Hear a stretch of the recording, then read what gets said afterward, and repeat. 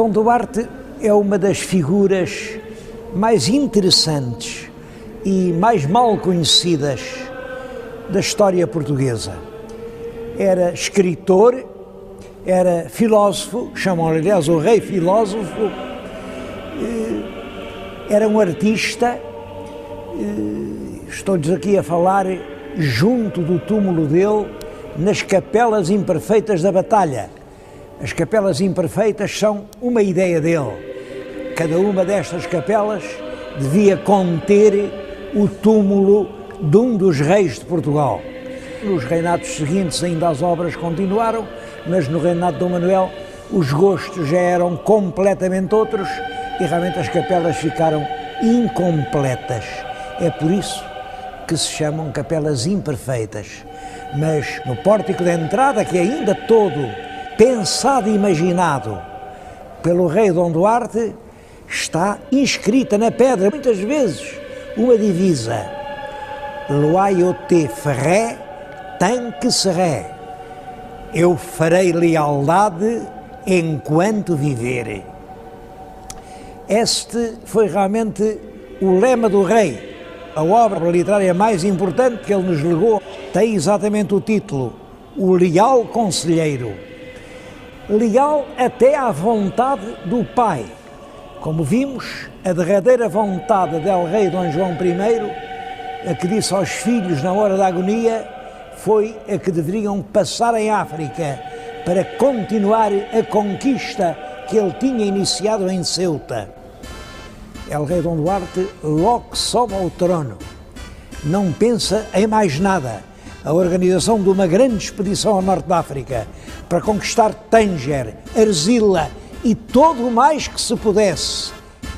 A grande expedição organiza-se, é comandada por dois irmãos do rei, os infantes Dom Henrique e Dom Fernando, e sai do Tejo no dia 28 de agosto de 1437. Chega a Tânger nos inícios de setembro, põe cerco à cidade. Simplesmente, dessa vez, a cidade não foi apanhada desprevenida. Os mouros sabiam que se preparava a expedição e estavam fortemente armados para a enfrentar. O infante Dom Henrique mandou fazer um palanque de madeira, como um fortim, e defendeu-se o mais bravamente que pode ser. A resistência ali, dentro desse palanque de madeira, aguentou 34 dias. Mas ao fim de 34 dias já não havia pão, já não havia água, os mortos eram muitos. E o infante Dom Henrique não teve outra solução senão a de fazer um acordo com os mouros, seus inimigos. Os mouros deixavam-no embarcar nos navios e voltar a Portugal, mas em troca os portugueses tinham que devolver aos mouros a cidade de Ceuta, conquistada em 1415. Para garantir a palavra que o infante Dom Henrique deu, deixou lá como reféns o irmão, o infante Dom Fernando. Estas notícias chegaram a Portugal no fim do mês de outubro e o rei, quando lhe dizem tem que entregar Ceuta para salvar o irmão, diz: mas Ceuta não é minha, Ceuta é portuguesa. Quem tem que responder não sou eu, são todos os portugueses. E então reuniu cortes na vila de Leiria e a resposta foi não. Ceuta não pode ser abandonada. Portanto, o infante Dom Fernando, irmão del rei, fica entregue à sua triste sorte. E assim, tratado como um escravo no mais vil dos cativeiros. Dom Fernando morreu e o rei Dom Duarte também não aguentou muito tempo. Nesse mesmo ano de 1438, ao vir das cortes de Leiria, ele morreu. Disse nessa altura, era de peste. Disseram outros, não, o rei não aguentou aquele desgosto de entregar a uma morte angustiosa o seu próprio irmão. Eu não sei a verdade, sei que o rei filósofo morreu depois de apenas 6 anos de um atribulado reinado. E sucedeu-lhe no trono o filho mais velho, Dom Afonso, que tinha apenas 6 anos de idade.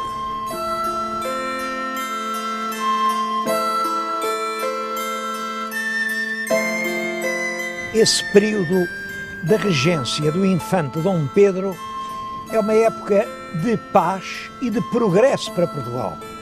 Estou a falar-lhes nisto em Coimbra, diante do Paço Real, paço que ele habitava, porque ele era Duque de Coimbra e fazia aqui, de certo modo, a sede do seu poder.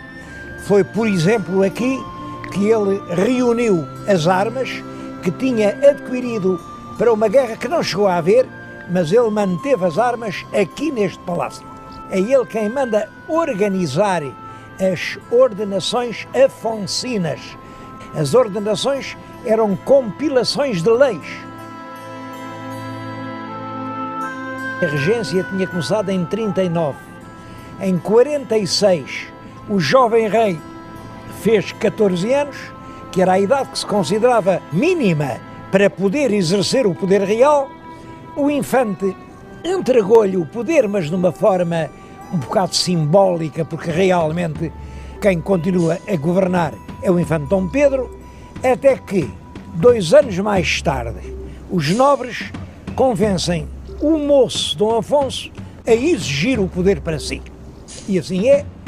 Dom Pedro, fora do poder, começa a ser objeto de provocações, de pressões por parte dos grandes fidalgos, até que se dá a tragédia do combate de Alfarrobeira, na qual o regente perdeu a vida. A época do rei Dom Afonso V ocupa todo o terceiro quartel do século XV. Essa época coincide com o fim da Idade Média na Europa e com o princípio da Idade Moderna. Os historiadores românticos gostavam muito de apresentar uma data, 1453. Essa data é realmente importante porque nesse ano os turcos conseguiram dominar a cidade de Constantinopla, a capital do Império Romano do Oriente. Esse feito comoveu profundamente toda a Europa cristã e, é claro, o Papa fazia grandes apelos a todos os reis cristãos. É preciso combater o turco, é preciso lutar contra os inimigos da cristandade. O jovem Dom Afonso V foi dos reis que mais ouvidos deram aos apelos do Papa e resolveu dedicar uma grande parte do seu reinado à conquista do império em África. Ele realmente conquistou a cidade de Alcácer Seguer, depois fez 2 tentativas fracassadas para conquistar Arzila. Arzila era a chave para ocupar Tânger, para vingar a morte do infante Dom Fernando. À terceira, conseguimos realmente ocupar a cidade de Arzila, embora com um pesado preço de sangue, e quando os portugueses tomaram Arzila, os mouros saíram de Tânger, porque realmente defender Tânger já sem Arzila era impossível. É assim que o rei muda o seu título, ele até aí era rei de Portugal, e Dom Afonso V passa a chamar-se rei de Portugal e dos Algarves, da Aquém e da Além-Mar. Mas é também no tempo de Dom Afonso V que se inicia a grande gesta nacional dos descobrimentos. Essa gesta está ligada a um nome, o nome do infante Dom Henrique, que era tio de Dom Afonso V. Eu vim falar-lhes nele aqui em Sagres. O que estão a ver é o promontório de Sagres, mais longe fica ao cabo de São Vicente, e é aqui, nesta penedia, nesta falésia mística, que o infante Dom Henrique mandou construir a Vila do Infante. Eu devo dizer que hoje não sei ao certo onde seria a Vila do Infante. O que é certo é que ele viveu aqui no Algarve, esteve aqui em Sagres, e foi a partir daqui que ele dirigiu a Empresa Nacional dos Descobrimentos. Os escritores do século XIX criaram à volta disso uma verdadeira lenda mística. O infante aqui, nesta penedia, a olhar ao longe o mar, com os seus grandes sonhos de império. Outros inventaram a Escola de Sagres. Bem, não há nenhuma Escola de Sagres. O infante nunca deve ter perdido tempo aqui nesta penedia. O infante era um homem realista, era um homem que sabia bem o que queria. Por reação a essa lenda romântica, vários historiadores do século XX tentaram diminuir o papel do infante Dom Henrique na obra coletiva dos descobrimentos. Bom, e disseram, não foi só o Dom Henrique, também foi o Dom Pedro. É verdade, é verdade. E o infante Dom Henrique já continuava uma obra vinda de trás, porque já no tempo do Afonso IV a gente foi até às Canárias, tudo isso é verdade. Mas também é verdade que esses historiadores estavam ao sabor de um vento que soprava no seu tempo, que era desfazer os heróis. Eles tentavam apagar a lenda de heroísmo que fez do infante Dom Henrique o príncipe do mar, o infante de Sagres, o homem dos descobrimentos. Inicialmente a sua grande preocupação eram as Ilhas Canárias, porque as Canárias deviam ser portuguesas, porque já dizia o Dom Afonso IV que o primeiro rei cristão que mandou para lá uma armada foi o rei de Portugal, foi ele, Dom Afonso IV. Bom, a verdade é que o Papa deu as Canárias a um príncipe espanhol. Por isso, o infante Dom Henrique fez várias expedições para que as Canárias fossem portuguesas.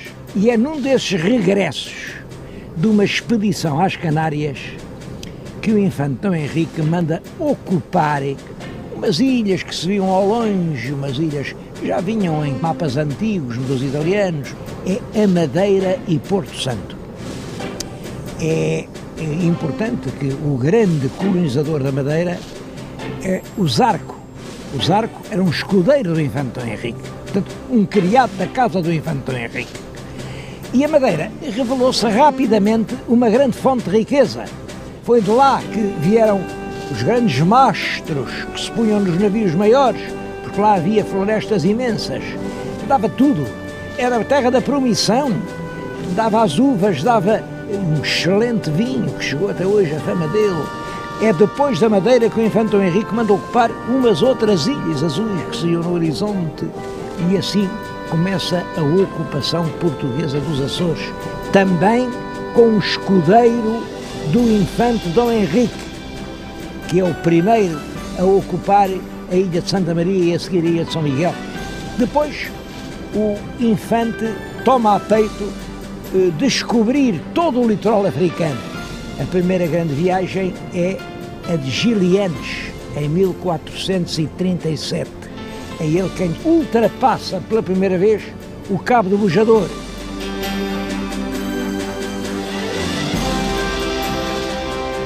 Dez anos depois da morte do infante, chamavam ao infante Dom Henrique o inventor das ilhas. É realmente o infante quem inicia esse plano gigantesco que é a descoberta do mundo.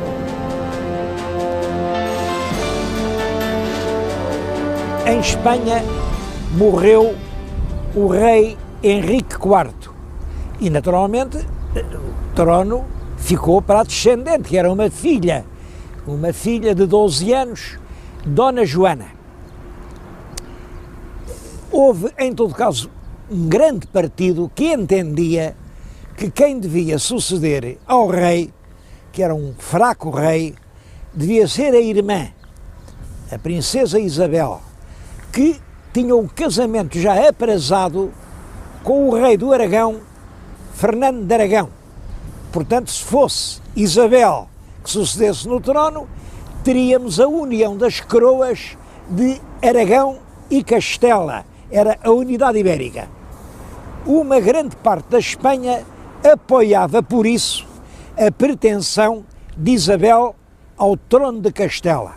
Bom, e até inventaram uma história, diz que a rainha Dona Joana não era filha do rei, porque a mãe da rainha, que era uma princesa portuguesa, era muito liberal, tinha concedido muitos favores lá um tal Dom Beltrão de la Cueva e, portanto, chamavam à princesinha, por escárnio e desprezo, a Beltraneja.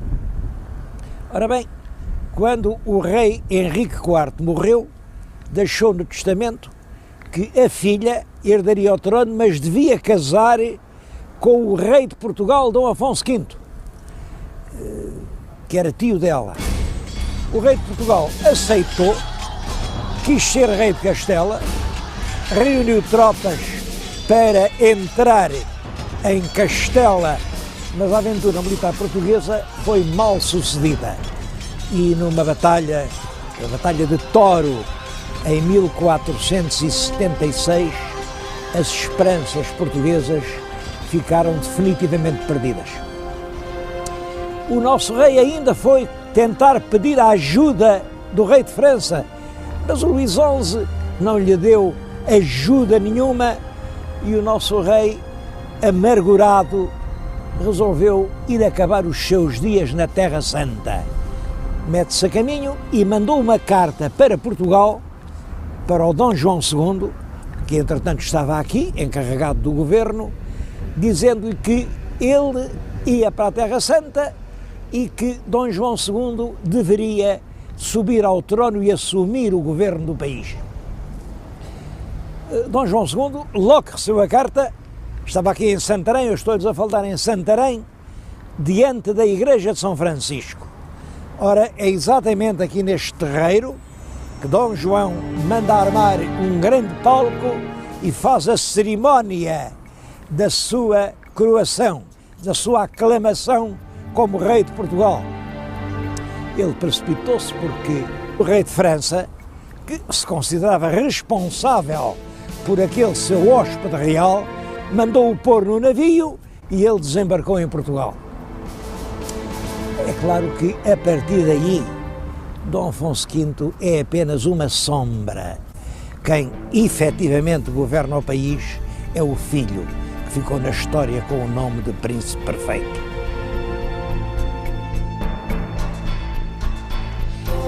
A paz entre os reinos de Portugal e Castela foi finalmente estabelecida no ano de 1479, pelo Tratado das Alcáçovas.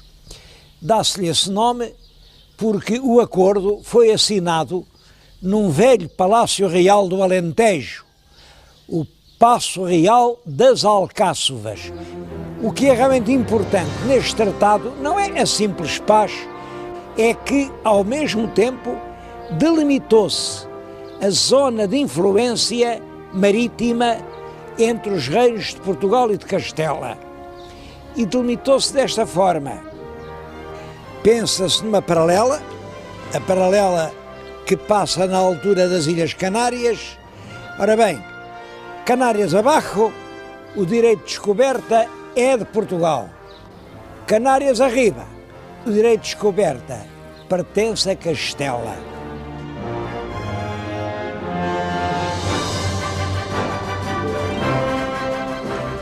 Foi também no Tratado das Alcáçovas que se combinaram as célebres terçarias de Moura. Terçaria é uma palavra antiga que significa depósito em poder de terceiro.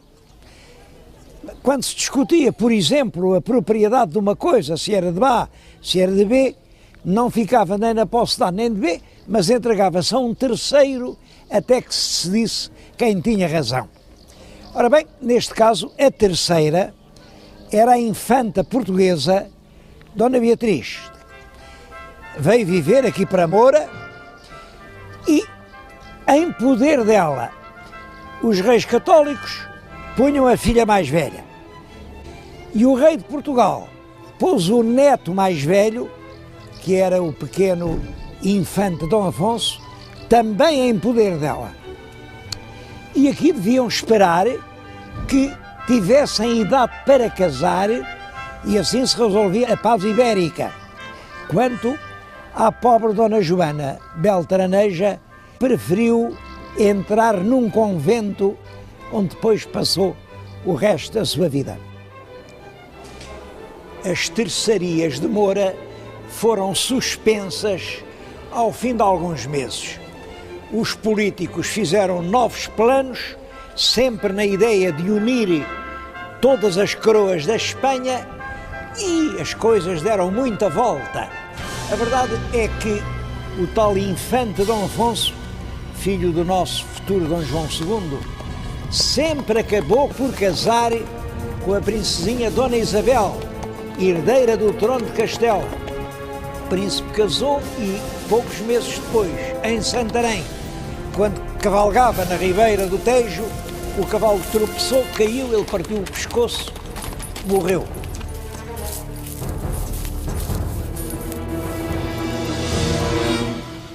A viúva, que era muito jovem, veio a casar ainda com o nosso rei Dom Manuel.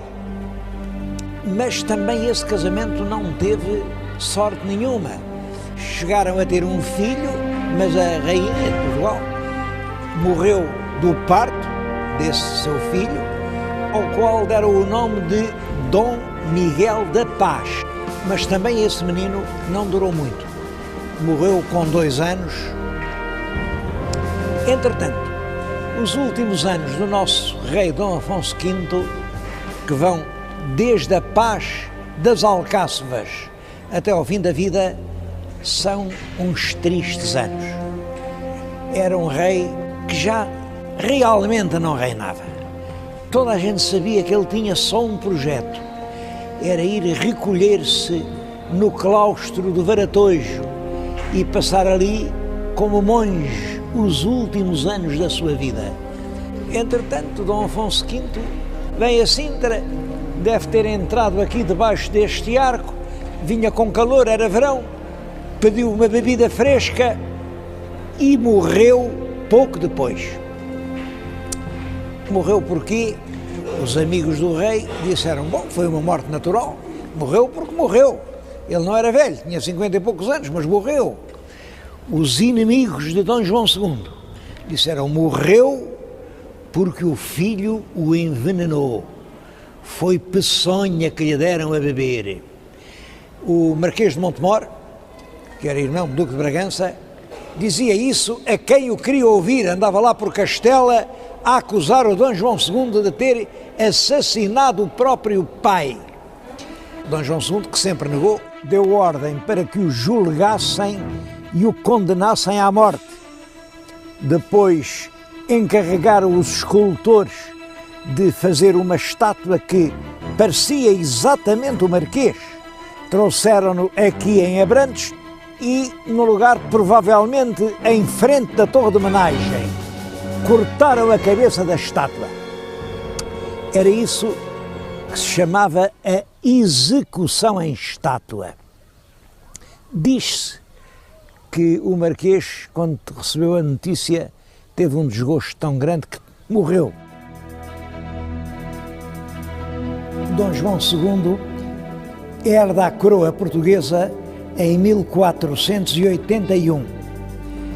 O país estava cheio de problemas e talvez o problema mais urgente de todos fosse, nessa altura, o da pobreza da coroa. O rei Dom João II costumava dizer, meu pai deixou-me rei das estradas. Dom Afonso V deixara a coroa na miséria e deixara de rastos a própria autoridade real. A preocupação dominante do novo rei é, portanto, restaurar essa autoridade e, para isso, ele segue uma política. Procura abater a força da nobreza, dirigindo-se ao homem que representava a própria nobreza, o mais ilustre fidalgo do país, o Duque de Bragança, Dom Fernando II. Eram ambos bisnetos de Dom João I. Além disso, o Duque de Bragança, Dom Fernando e a Rei, estavam casados com duas senhoras irmãs. Eram, portanto, parentes muito próximos. A verdade é que o Duque foi acusado de estar envolvido numa conspiração contra o Rei, foi julgado por um tribunal constituído inteiramente por juízes escolhidos pelo Rei e foi condenado à morte. Eu estou a contar-lhes isso aqui no palácio em que ele viveu. Chamam esta sala a Sala dos Duques. Hoje é o Museu de Caça de Vila Viçosa, onde os duques viveram antes da construção do palácio, que hoje é o Paço dos Duques. Os documentos que o rei diz ter apreendido nunca foram publicados. Tudo indica que realmente se tratava apenas da coroa se apoderar do imenso património de terras que constituía já então a Casa de Bragança. O sacerdote que confessou o Duque momentos antes da morte colheu estas últimas palavras que depois publicou. Perguntou-lhe se quer algum recado e o Duque disse-lhe: olhe, diga a ela, Rei, meu senhor e meu primo, que terror sem amor não leva a parte nenhuma. O que aconteceu foi que essa execução afrontosa do Duque de Bragança desencadeou uma reação imensa de toda a nobreza portuguesa. E então sim, houve uma grande conspiração contra o rei. A conspiração foi descoberta há tempo.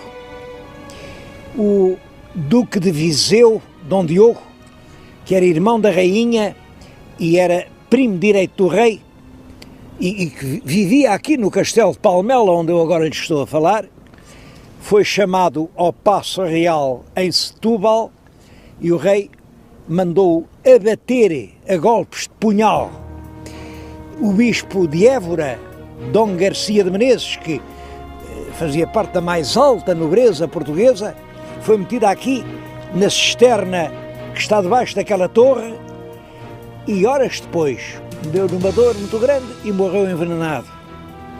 Execuções sumárias, prisões, acusações suspeitas, fugas aflitivas de centenas de pessoas encheram o país de terror. Realmente, Dom João II ficou por isso sempre um rei polémico. Os admiradores chamaram-lhe o príncipe perfeito e não há dúvida de que lhe devemos dois grandes serviços. O primeiro foi reconstituir a autoridade muito abalada do Estado. O segundo serviço é que é Dom João II quem tem o projeto da descoberta do caminho marítimo para a Índia. Como sabem, o problema era este. A Índia era a região produtora das especiarias. As especiarias vendiam-se na Europa por um elevado preço, mas eram compradas na Índia por mercadores muçulmanos, depois vinham para a Europa através de longas rotas do Golfo Pérsico ou do Mar Vermelho, aí eram embarcadas em navios e iam até aos entrepostos na Itália, e era na Itália que eles eram redistribuídos por toda a Europa, onde chegavam caríssimas. Ora, se fosse possível comprar na Índia e desembarcá-las em Lisboa, no Terreiro do Paço, nós ficaríamos nas mãos com o melhor negócio do século. 3 grandes viagens prepararam o descobrimento do caminho marítimo para a Índia. A primeira é a viagem de Diogo Cão. Eu estou a falar-lhes precisamente junto de um dos mais comoventes documentos que se guardam nos museus portugueses. É um padrão que o navegador Diogo Cão escudeiro da casa do rei Dom João II, mandou colocar no Cabo de Santo Agostinho, quando ia ao longo da África à procura de um caminho marítimo para a Índia. Cravou este padrão que nas faces de uma e de outra tem uma legenda que diz o seguinte: era da criação do mundo de 6.681, ano do nascimento de Nosso Senhor Jesus Cristo, de 1482. O muito alto, muito excelente e poderoso príncipe Dom João II de Portugal mandou descobrir esta terra e pôr estes padrões por Diogo Cão, escudeiro de sua casa. É impressionante esta ideia de marcar ali na pedra não só o ano de Cristo, que era 1482, mas também o ano da história do mundo, que nessa altura se acreditava que o mundo tinha sido criado há 6.681 anos. Ora bem, a colocação destes padrões e a descoberta do mundo novo representava uma mudança na história do mundo. A segunda grande viagem é a viagem por terra que Afonso de Paiva e Pedro de Covilhã fazem até à Índia para se certificar do comércio, das realidades. E a terceira viagem é em 1488, Bartolomeu Dias consegue dobrar o Cabo da Boa Esperança. Isto significa, ele descobre a passagem do Oceano Atlântico para o Oceano Índico. Se fosse possível navegar do Atlântico para o Índico, então sim, era possível ir de navio desde o Tejo aos portos da Índia, onde se criava e vendia a especiaria preciosa. O rei Dom João II, a partir do regresso de Bartolomeu Dias, ficou a saber que podia navegar até à Índia. E aqui é um dos enigmas da história portuguesa. Se ele sabia o caminho, por que é que não mandou logo os seus navios até à Índia? Bom, ele era um fino diplomata e tinha grandes razões para proceder assim. É possível que o casamento do príncipe português com a herdeira do trono castelhano, se não tivesse podido se fazer, se os reis católicos soubessem que afinal a coroa de Portugal estava de posse do grande negócio do século, do monopólio das especiarias da Índia. É possível que fosse isso. De qualquer maneira, a verdade é esta. Dom João II já sabe que pode navegar até a Índia, mas não mandou expedição alguma. E é no tempo que, entretanto, passa, que se dá o episódio de Colombo. Cristóvão Colombo era um genovês que vivia em Portugal, certamente tinha conhecimento desse projeto dos reis portugueses de fazerem a ligação direta entre a Europa e a Ásia, e como isso ainda não tinha sido descoberto, julgava ele, apresenta um projeto novo a El Rei Dom João II. O projeto aparentemente é muito simples. Se o mundo é redondo, para ir à Índia, tanto se pode navegar para o Oriente, no sentido do nascer do Sol, como para o Ocidente, porque numa esfera todos os caminhos vão dar ao mesmo ponto. E ele propõe sair de Lisboa, navegar sempre para o Ocidente, no sentido do Sol, e assim acabará chegando à Índia. O nosso rei Dom João II viu o projeto, mandou-o estudar pelos seus cosmógrafos e rejeitou. Disse, não, o seu projeto não nos interessa. Cristóvão Colombo vai para a Espanha e oferece esse mesmo projeto aos reis católicos. E os reis católicos aceitaram o projeto. Realmente deram-lhe navios, deram-lhe uma tripulação, navega sempre no sentido do Sol e acaba por chegar a umas terras que não estavam nos mapas e que ele pensa que são as ilhas japonesas. Dali à Índia não é longe e, portanto, acredita que realmente descobriu as Índias. E é essa notícia que manda para a Espanha. Colombo, depois da descoberta lá das suas Índias, não volta à corte dos reis católicos, volta à corte de Dom João II e vai dizer-lhe: eu já descobri a Índia.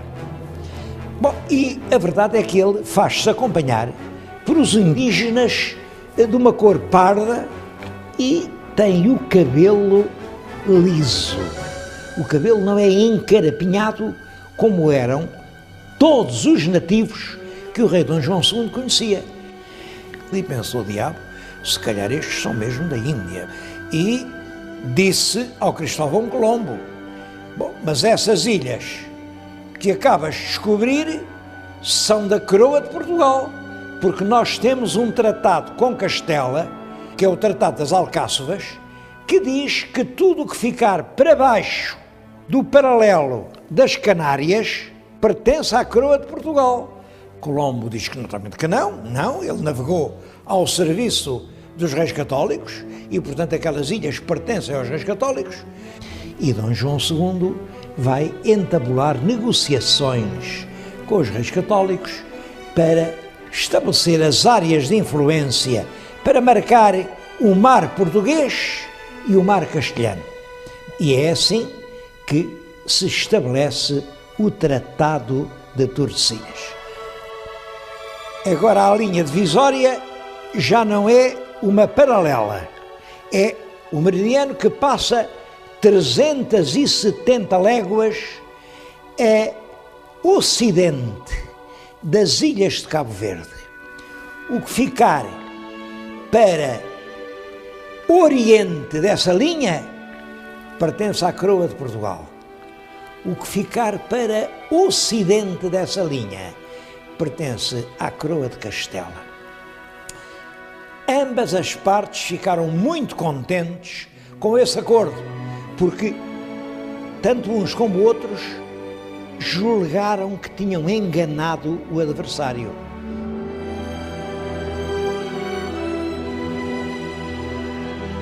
As classes populares tinham dado um grande apoio a Dom João II e era realmente neles que o rei se apoiava.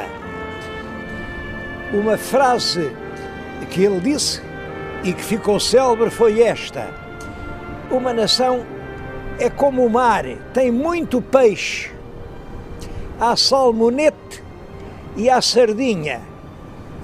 Salmonete é caro, faz-se pagar, é difícil de encontrar, ao passo que a sardinha é saborosa, é barata e há que se queira.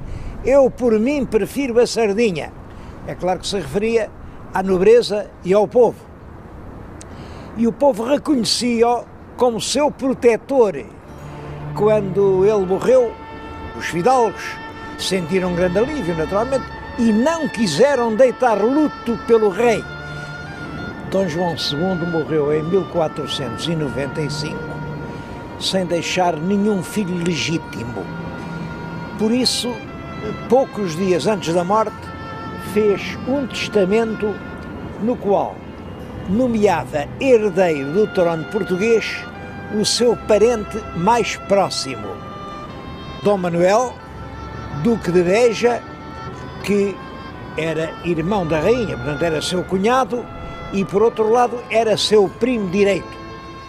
Nesta época, estamos no fim do século XV, a Espanha afirmava-se cada vez mais como uma das mais importantes nações da Europa. A Espanha queria dominar a Europa, como é que não havia de dominar a península toda? Para toda a gente era evidente que a Espanha ia ser só uma. O que se podia discutir era o papel que Portugal ia ter nessa unidade.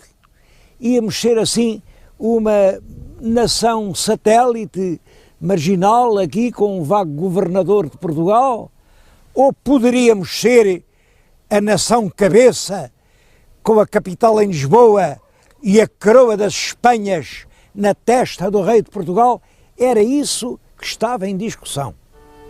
Ora, o rei Dom Manuel teve exatamente do mesmo modo que o antecessor, Dom João II, o projeto de unir todas as coroas da Espanha sob o cetro del Rei de Portugal. E foi para isso que ele casou com uma filha dos Reis Católicos que podia vir a ser Rainha de Espanha. Mas esse casamento teve um preço odioso. É que os Reis Católicos tinham como projeto prioritário a unidade da Espanha, mas uma unidade sob todos os aspectos. E foi por isso que eles, no dia 30 de abril do ano de 1492, mandaram arautos a todas as cidades da Espanha a proclamar que todos os judeus ou se convertiam, ou saíam, ou morriam. Perante aquela intimação, eles realmente saíram de Espanha. Devo dizer que os judeus em Espanha eram, nessa altura, centenas de milhares. Foram muitos desses que se vieram fixar aqui. Eram mercadores, eram juristas, eram matemáticos, eram astrónomos, eram médicos, eram professores, eram pilotos do mar alto. De certo modo, eram eles os quadros mentais do país. Eram eles quem geriam os grandes negócios. Portanto, a economia do país estava nas mãos deles. É muito possível que os reis católicos tenham compreendido o perigo que resultava desse verdadeiro êxodo de quadros. A verdade é que se o rei Dom Manuel casava com a possível herdeira dos tronos de Espanha, Dom Manuel vinha a ser rei de Espanha. E então os judeus tinham sido expulsos de Espanha, mas estavam aqui no Reino Unido, era como se ficassem lá dentro. Bom, seja como for, uma coisa é certa. Os reis católicos, para o nosso Dom Manuel poder casar com a filha, impuseram uma condição. Antes de casar, tinha de expulsar todos os judeus de Portugal.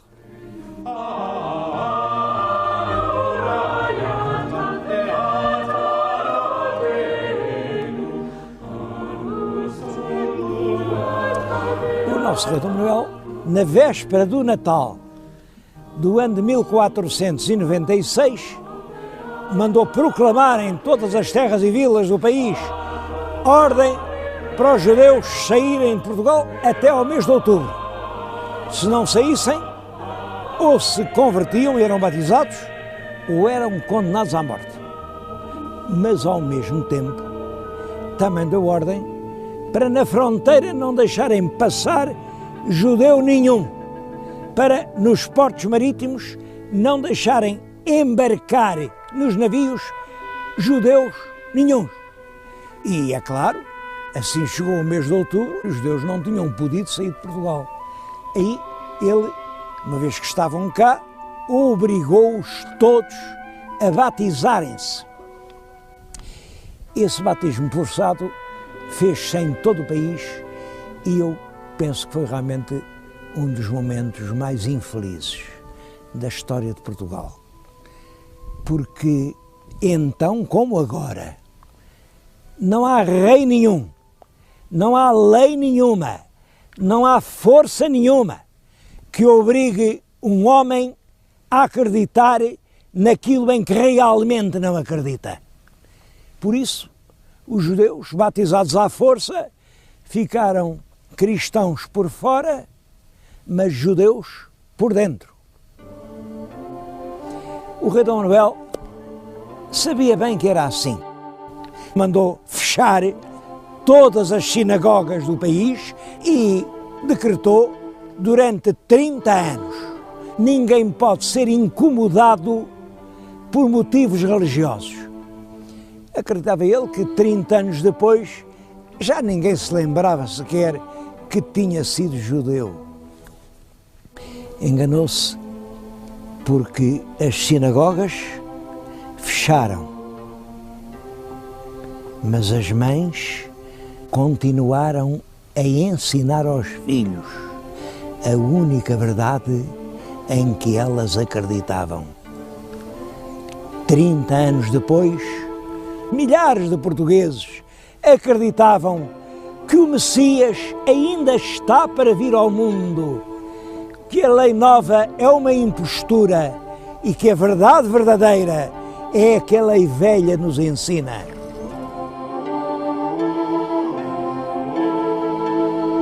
O reinado de Dom Manuel será um dos mais gloriosos períodos de toda a história de Portugal. Em primeiro lugar, é um tempo de reconciliação. Os nobres imigrados, que eram muitos, voltaram a Portugal, a Casa de Bragança foi restaurada, todos os imensos bens que lhe tinham sido confiscados e que agora pertenciam à coroa foram-lhe restituídos.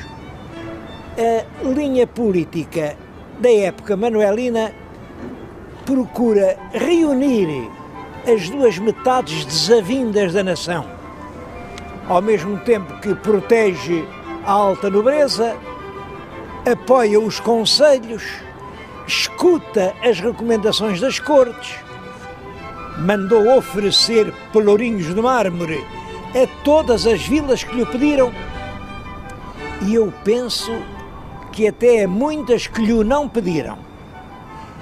Usou todos os processos de atrair a si a simpatia das classes populares. São também de seu tempo as grandes reformas que introduziram a ordem e a legalidade na administração pública. Primeiro, a reforma da Fazenda, que veio regularizar e tornar mais eficaz a cobrança dos impostos. Depois, a reforma dos pesos e medidas fez que em todo o nosso país as medidas, quer de capacidade, quer de comprimento, fossem iguais.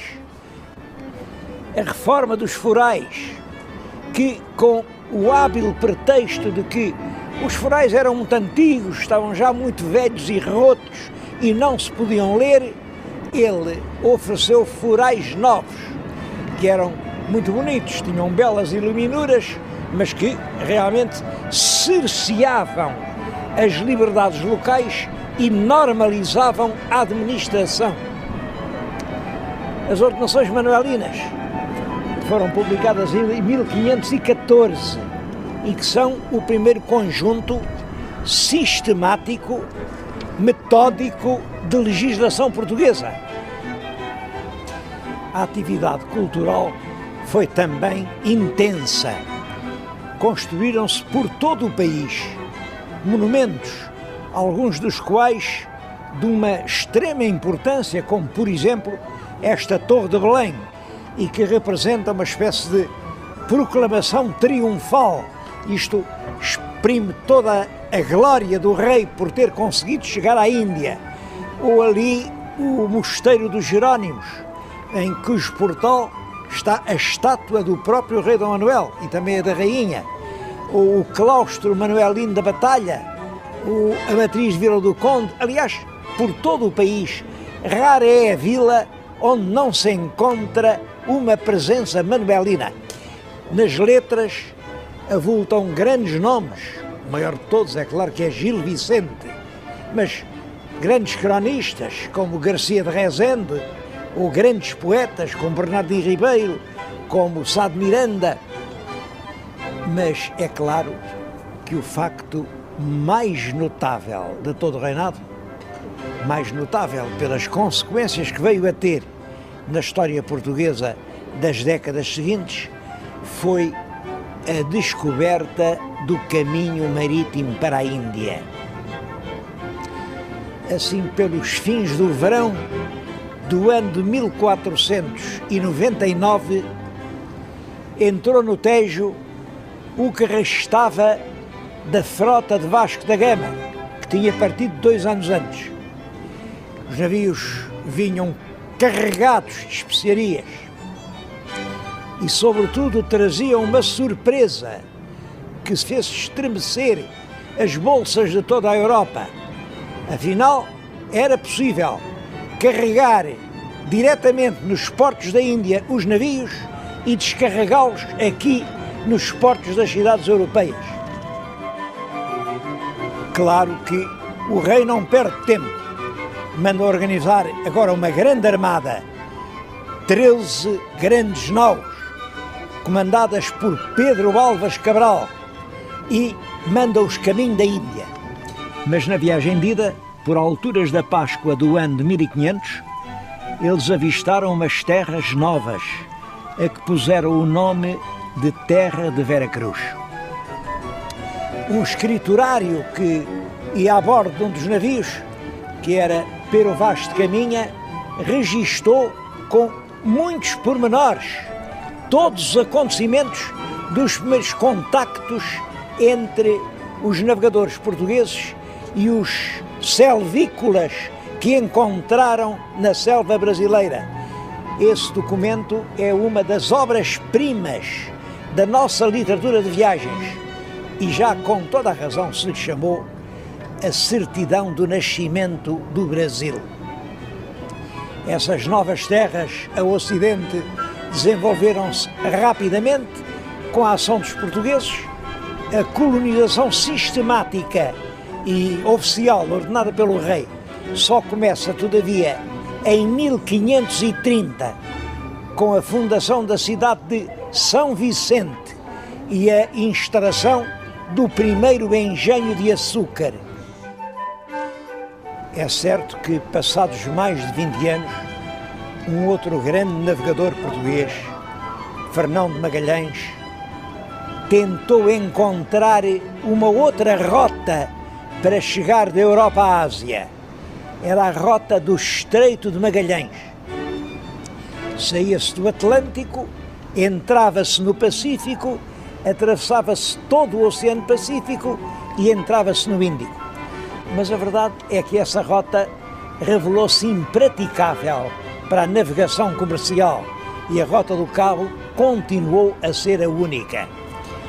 O comércio das especiarias orientais ficou assim nas mãos dos portugueses e a cidade de Lisboa tornou-se um importante centro de comércio marítimo. Deixou de ser uma pequena cidade quase ignorada na Europa para ser realmente uma grande cidade europeia. E a partir dos portos indianos, os portugueses expandiram-se numa imensa zona no Oceano Índico e no Oceano Pacífico. Missionários e mercadores portugueses penetraram na China e, depois de várias tentativas, em 1557, o mandarim de Cantão autorizou-os a instalarem-se definitivamente na cidade de Macau, cidade que veio a ser, até ao princípio do século XIX, o principal e quase único entreposto que ligava a China à Europa.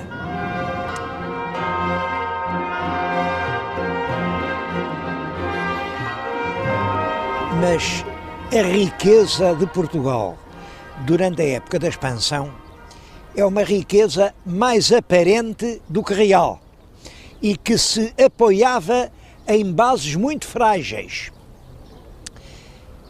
Realmente nós trazíamos da Índia, onde comprávamos barato, as especiarias e podíamos vendê-las na Europa.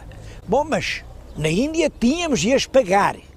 Pagar o dinheiro, e nunca tivemos muito dinheiro, ou sobretudo com produtos que faziam falta na Índia, mas que nós também não tínhamos, que era o cobre, a prata, o coral, o chumbo, alguns tecidos preciosos, e tudo isso nós tínhamos que o comprar no estrangeiro.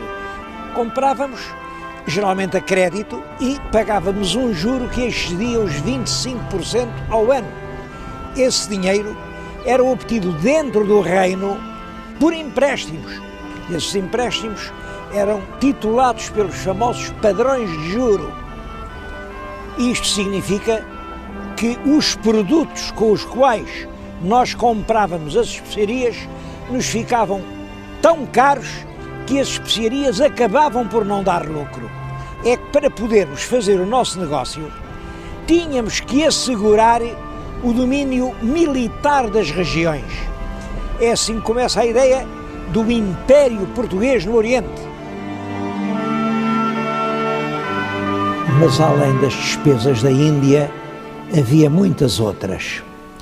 Era preciso sustentar os milhares de homens que estavam nas praças do norte da África e para quem era preciso mandar tudo. Era preciso pagar ao pessoal em serviço na corte. A corte que tinha tido 200 servidores na época de Dom João II e 4.000 na época de Dom Manuel. E toda essa gente vivia à custa do que o rei lhes dava. As despesas eram tantas que um tesoureiro, o Fernando Álvares de Andrade, a certa altura escreve: nem que o dinheiro se apanhasse com gamelas nas areias da praia, chegava para esta despesa toda.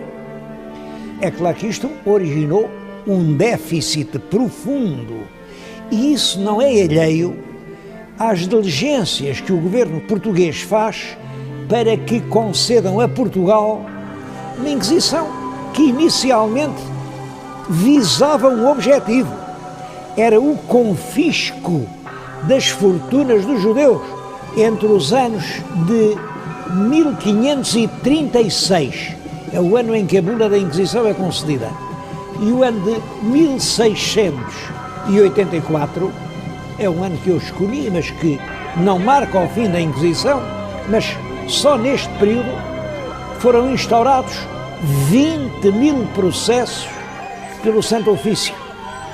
Em consequência, foram queimados nas fogueiras 1.377 pessoas. Muitas outras foram condenadas. Ora, como calculam, não há ninguém que goste de ser queimado. E, portanto, o que aconteceu é que todos os que puderam fugiram do país. Portugal ficou cada vez mais pobre.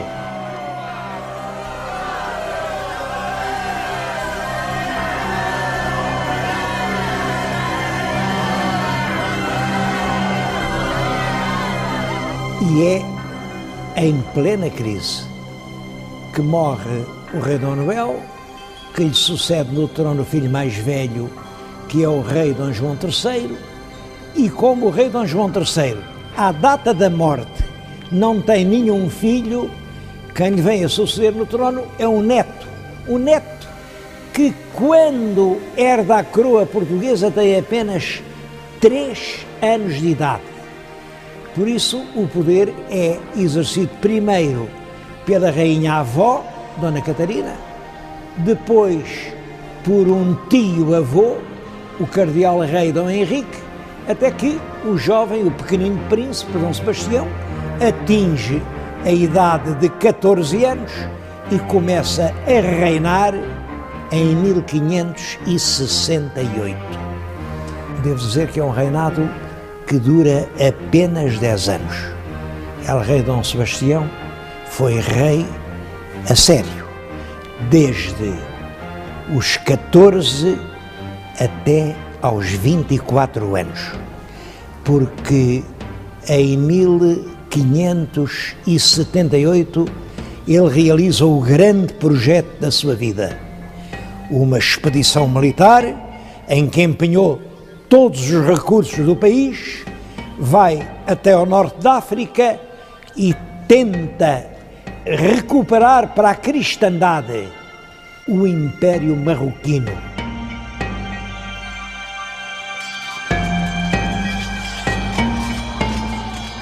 é a terrível batalha de Alcácer Quibir, no verão de 1578, em que El Rei perdeu a vida e todo o exército português ficou ou morto ou cativo. Houve só 4 fugitivos que se salvaram desse destino. A verdade é que ninguém disse que viu morrer o rei. Era, nessa altura, uma desonra alguém dizer: eu vi morrer El Rei e não dei a vida por ele. O cadáver de Dom Sebastião apareceu nu, coberto de feridas, e foi restituído a Portugal. Está hoje encerrado no mosteiro dos Jerónimos. Mas como ninguém viu, ficou a lenda. Talvez o rei não morresse, talvez o rei esteja vivo, esteja à espera da hora certa para voltar a Portugal. É assim que nasce a lenda sebastianista.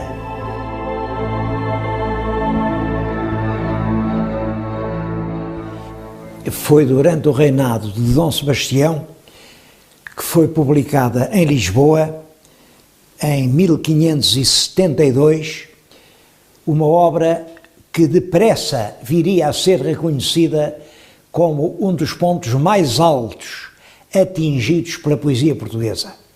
Estou a falar dos Lusíadas, de Luís Vaz de Camões. É um exemplar da primeira edição. É um livro raríssimo. O tema da obra é a viagem de Vasco da Gama para a Índia, mas a propósito da viagem ele consegue contar toda a história de Portugal e, por detrás dos versos grandiosos que se referem a esses temas, vê-se que está também a narrativa da sua vida de escudeiro perseguido, torturado, que percorre o mundo e a quem é negado o justo prémio dos serviços que ele sabe estar prestando à pátria. Esta obra tem a maior importância. Primeiro porque depressa ela se identificou com uma espécie de consciência portuguesa. A camada culta dos portugueses viu nos Lusíadas o livro nacional. Claro que Camões não fez apenas os Lusíadas, mas foi este o único livro que ele pôde publicar em sua vida. Ele deve ter morrido em 1580 e 15 anos depois, os admiradores reuniram num volume as poesias líricas que andavam dispersas por vários cancioneiros. A primeira edição, também hoje muito rara, é esta: Rimas ou Ritmas de Luís de Camões. É claro que apresenta aqui apenas uma parte da obra lírica do grande poeta.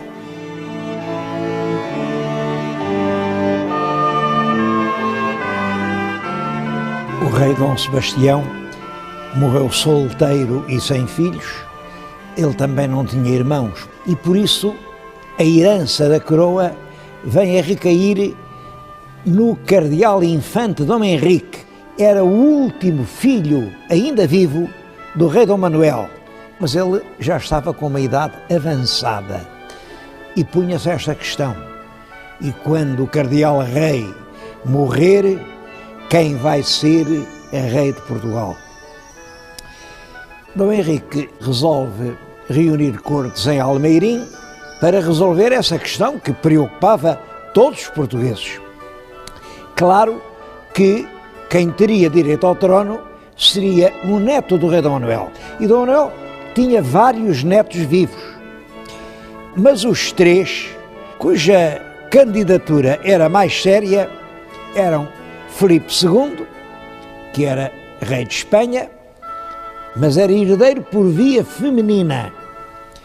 A duquesa de Bragança, Dona Catarina, portanto herdeira por via masculina. E era Dom António, prior do Crato. Esse era varão e era filho do infante, simplesmente dizia-se que não era filho legítimo. Quase toda a nobreza, sem exceções, defendia a candidatura de Filipe II, porque o país estava realmente necessitado de auxílio. O povo entendia que entregar a coroa portuguesa ao monarca estrangeiro era abdicar da nossa independência. Por isso, apoiou a causa do Dom António Prior do Crato.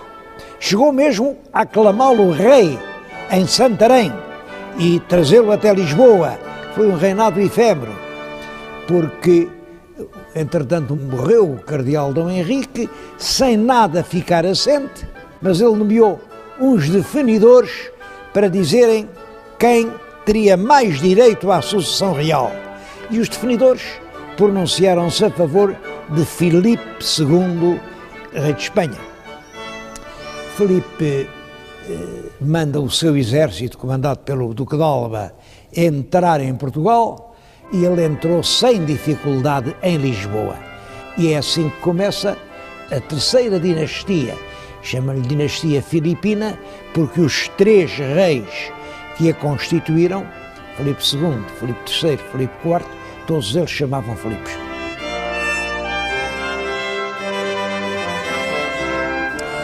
Filipe II escolheu para lugar da sua aclamação a entrada do Convento de Cristo em Tomar.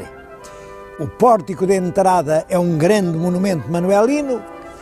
A torre que se vê aqui é o monumento dos Templários, vem do tempo de Dom Afonso Henriques. Portanto, tudo isto tinha uma forte carga simbólica. Era o próprio coração histórico de Portugal. Filipe fez ainda questão de jurar, cumprir uma série de obrigações. Eram 25 capítulos, cada um com uma obrigação. E aí ele prometia respeitar os usos, costumes, foros e privilégios de que o reino de Portugal sempre tinha gozado. Prometia que as cortes relativas a assuntos portugueses só podiam reunir dentro de Portugal. Prometia que se houvesse vice-rei ou governador em Portugal, teria de ser português. Todos os cargos, altos e baixos, em toda a administração do Estado, só podiam ser providos por portugueses. Todas as guarnições das fortalezas, quer aqui no Reino, quer no ultramar, só podiam ser formadas por soldados portugueses. Todos os tratos da Índia e da Guiné, e as feitorias e o comércio, tudo isso ficava a pertencer exclusivamente aos portugueses. Na moeda, os cunhos e armas seriam apenas os de Portugal, sem qualquer outra mistura. Todos os documentos relativos à administração de Portugal tinham que ser escritos em língua portuguesa. Por isso, em vez de se dizer que perdemos a independência, é mais exato dizer que eram dois reinos com um só rei. Realmente, numa Lisboa sem rei, sem corte, muitos nobres vão viver para a província. E da província eles assumem a administração das suas propriedades, embora ajudados por feitores e caseiros. Bom, uma outra grande parte da propriedade pertencia ao clero e às ordens religiosas. Juntam-se outros fatores de depressão. Por um lado, é a perseguição constante que durante esse período a Inquisição faz às pessoas que eram acusadas de criptojudaísmo, isto é, que diziam que continuavam a ser judeus. Isso provoca a saída do país de muitos milhares de pessoas. Também por essa altura é a colonização e a exploração económica do Brasil que entra num grande ritmo, e isso atrai gente de todas as províncias do reino. Pode-se dizer que o reino quase se despovoou. Mas a consequência mais grave do domínio filipino foi que nós perdemos a nossa tradicional posição de neutralidade europeia. Nos conflitos europeus, esses conflitos eram fundamentalmente entre a Casa da Áustria e a Casa da França. E Portugal, entre as duas, permanecia neutro. Mas agora nós éramos um dos vários Estados da Casa da Áustria. E, portanto, isso atraiu-nos a inimizade e os ataques de todos os inimigos dos Áustrias, que eram a Inglaterra, que eram os Países Baixos, aos ataques franceses ao Brasil. Os ingleses na Índia ocupam-se das nossas possessões e isso teve consequências muito negativas para o comércio português. É claro que os ataques ao Brasil e a necessidade de nos defendermos obrigaram a certa altura a Espanha a impor impostos pesados para a defesa brasileira.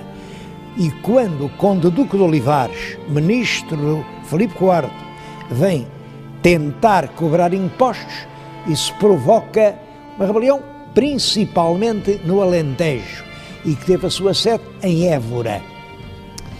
Não se sabe ainda hoje ao certo quem eram os chefes da rebelião. Sabe-se que os papéis que apareciam aqui nas esquinas da cidade a dar instruções para a revolta vinham assinados pelo Manuelinho de Évora, um pobre tonto irresponsável. Toda a gente sabia que o Manuelino não fazia nada daquilo, mas a revolta ficou conhecida com o nome de Manuelinho de Évora. Foi em 1637. Os Filipos, com alguma dificuldade, isso ainda demorou algum tempo, conseguiram debelar a revolta popular e os nobres mantiveram-se sempre à margem. Mas em 1640, quando os nobres são chamados para ir tomar parte na repressão da revolta da Catalunha, porque a Catalunha tinha-se revoltado contra a monarquia espanhola e os nobres portugueses foram chamados para ir tomar posição no exército que devia reprimir essa revolta. Esse facto levou, naturalmente, os nossos fidalgos a pensar: a guerra por guerra é melhor fazê-la em Portugal do que longe, lá na Catalunha, um assunto que não nos diz nada. E foi assim que deflagrou em Lisboa a revolta do 1º de dezembro de 1640. Como sabem, chama-se a essa revolta a Restauração. Os nobres conjurados tinham ido a Vila Viçosa e tinham convencido o Duque de Bragança, Dom João, a aceitar a coroa portuguesa. Dom João era o neto daquela Dona Catarina que, em 1580, se tinha apresentado como pretendente à coroa portuguesa. Dom João aceita, depois de alguma hesitação, ditada pela prudência, e é assim que se inicia a 4ª dinastia, que vai desde Dom João IV até à proclamação da República em 1910.